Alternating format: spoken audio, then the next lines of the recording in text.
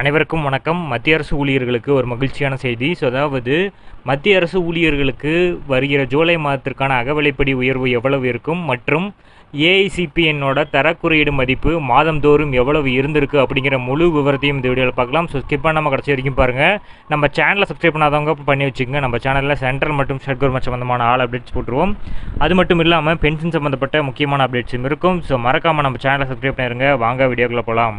First of all பார்த்தீங்கன்னா மத்திய அரசு ஊழியர்களுக்கு தற்போது அகவிலைப்படி உயர்வு 50% எட்டியிருக்கு. ஸோ இது ஜனவரி மாதத்திலிருந்து ஜூலை மாதம் வரைக்கும் இருக்கக்கூடிய அகவிலைப்படி உயர்வு ஏஐசிபிஎனோட தரக்குறியீடு பிரகாரம் நிர்ணயிக்கப்படுகிறது. அப்படி பார்க்கும் பொழுது டிசம்பர் 2023 ஏஐசிபிஎன் தரக்குறியீடு பிரகாரம் 138.8. அப்போது டிஏ 50.28 இருந்திருக்கு.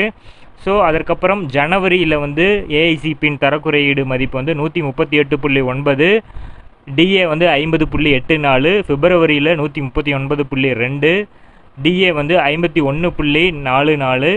மார்ச் மாதத்தில் மறுபடியும் 138.9 வந்திருக்கு. அகவிலைப்படி 51.95. ஏப்ரல் மாதத்தில் 139.4. அகவிலைப்படி 52.43 இருக்குது. அடுத்ததாக மே மற்றும் ஜூனிற்கான ஏஐசிபிஎன் குறியீடு இன்னும் வெளிவிடலை. காரணம் இந்த மே ஜூன் மாதங்களில் எலெக்ஷன், இந்தியாவில் எலெக்ஷன் நடந்ததுனால இந்த குறியீடுக்கான மதிப்பு இன்னும் வெளியிடாமல் இருக்காங்க. இந்த மதிப்புகள் வெளியிடும் பட்சத்தில் அகவிலைப்படி உயர்வு 53 அல்லது 54 இருக்க வாய்ப்பு இருக்குது. பெரும்பாலும் 53 இருக்க தான் அதிக அளவு வாய்ப்பு இருப்பதாக சொல்லியிருக்காங்க.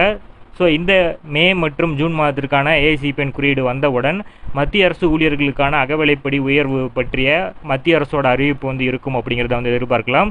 இதை நம்ம சேனலில் உடனடியாக அப்டேட் பண்ணுவோம். மறக்காமல் நம்ம சேனலை சப்ஸ்கிரைப் பண்ணி வச்சுக்கோங்க. பக்கத்தில் இருக்கிற பெல் ஐக்கானையும் ப்ரெஸ் பண்ணி வச்சுக்கோங்க. உங்களுக்கான ஆல் நோட்டிஃபிகேஷன்ஸும் உடனடியாக சேரும். மறக்காமல் சப்ஸ்கிரைப் பண்ணிடுங்க. தேங்க்யூ. அனைவருக்கும் வணக்கம். மத்திய அரசு ஊழியர்களுக்கு ஒரு மகிழ்ச்சியான